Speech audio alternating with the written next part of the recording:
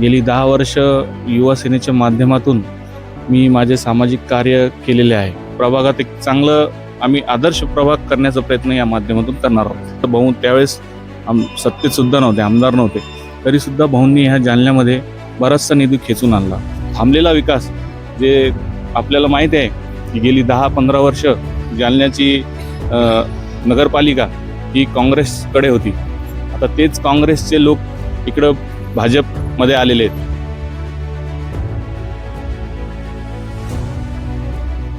नमस्कार मित्रांनो, प्रभाग 16 सगळ्यांचं लक्ष लागलंय. त्याचं नेमकं कारण म्हणजे आमदार अर्जुनराव खोतकर यांच्या कन्या दर्शनाताई खोतकर झोल. परंतु यांच्या सोबत देखील जे उमेदवार आहेत त्यांचे देखील विचार काय आहेत आपण तुमच्यापर्यंत घेऊन आलेलो आहे. माझ्यासोबत आहेत त्यांच्यासोबत 16 मध्ये जे उमेदवार आहे अमोल ठाकूर. दादा, सुरुवातीला तर तुमचं सगळं परिचय द्यावा, कशामधून आपण उभे आहात? माझं नाव अमोल ठाकूर आहे. प्रभाग क्रमांक 16 मधून मी शिवसेनेच्या पॅनलमध्ये आम्ही 4 उमेदवार उभे आहेत.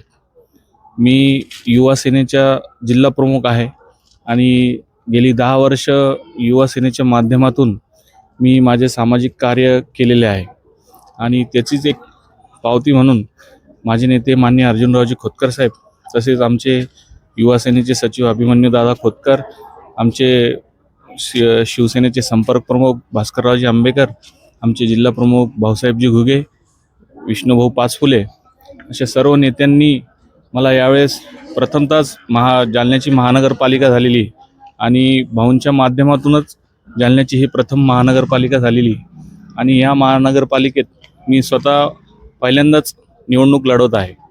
खरं तर आम्हाला लोकांचा प्रतिसाद चांगला आहे, कारण लोकांना नवीन चेहरे लागत आहेत सध्या आणि तरुणांना संधी ही युवा सेनेच्या माध्यमातून आम्ही काम करत होतो, लोकांपर्यंत आम्ही पोहोचलेलो आहे. तर एक चांगला रिस्पॉन्स आम्हाला लोकांकडून भेटत आहे. त्याच्यात भर म्हणजे आमच्या दर्शना दिदी आमच्या पॅनलमध्ये आल्या आणि एक उत्साह, अजून आमचा पण उत्साह वाढला सर्व उमेदवारांचा आणि लोकांचा एक चांगला प्रतिसाद आम्हाला भेटत आहे.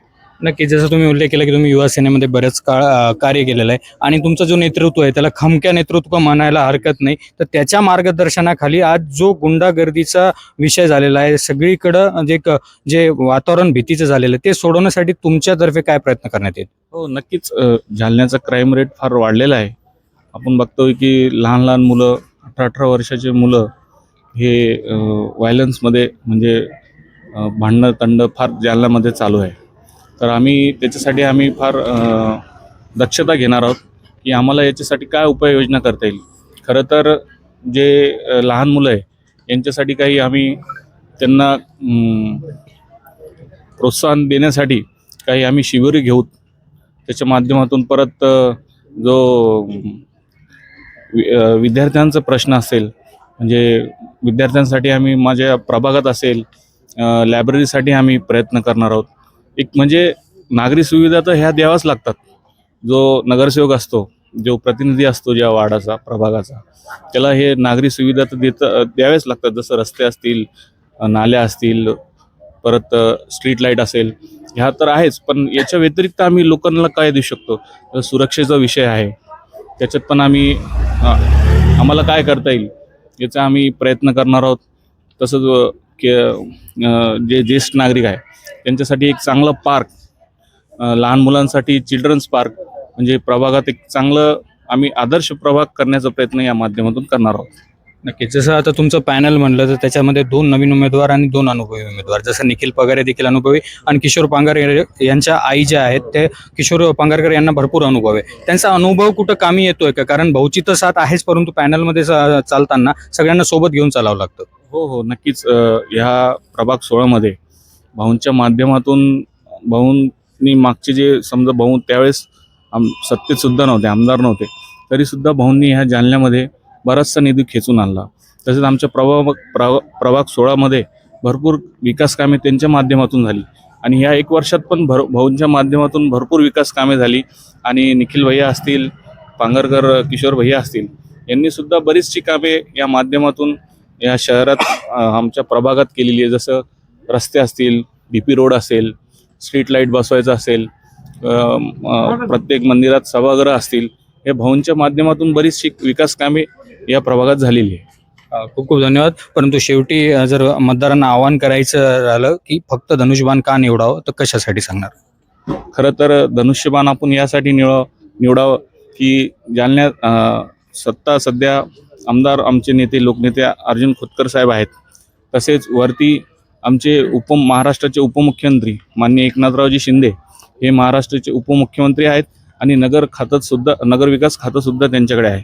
आणि त्या माध्यमातून जालन्याचा जर विकास हवा असेल तर सर्व जालन्यातील नागरिकांना मी असेच आवाहन करतो की आमचे सर्व शिवसेनेच्या उमेदवारांना निवडून द्या, जेणेकरून जालन्याचा हा विकास, थांबलेला विकास, जे आपल्याला माहीत आहे की गेली 10-15 वर्ष जालन्याची नगरपालिका ही काँग्रेसकडे होती. आता तेच काँग्रेसचे लोक इकडं भाजपमध्ये आलेले आहेत. तर यांना हेच आव्हान करतो की नागरिकांना की आपण सर्व सुज्ञ आहात, आपल्याला माहिती आहे की जालन्यात सगळ्यात जास्त विकास कोणी केलेला आहे आणि भाऊंच्या माध्यमातून आम्ही जालन्याचा विकास करणार आहोत. आणि आपण सर्व नागरिकांनी, जालन्याच्या सुज्ञ नागरिकांनी शिवसेनेच्या पाठीशी राहावं आणि सर्व उमेदवारांना भरघोस मतांनी निवडून द्यावं हीच आपल्याकडून आशा व्यक्त करतो. तर हे होते प्रभाग क्रमांक 16 मधून आपलं नशीब आजमावत आहेत पहिल्यांदा अमोल ठाकूर. त्यांचे विचार कसे वाटले, जसं त्यांनी सांगितल्याप्रमाणे की कशा प्रकारे बेसिक नीड्सच्या वर जाऊन आपण विजन ठेवून काहीतरी करायचा प्रयत्न आहे.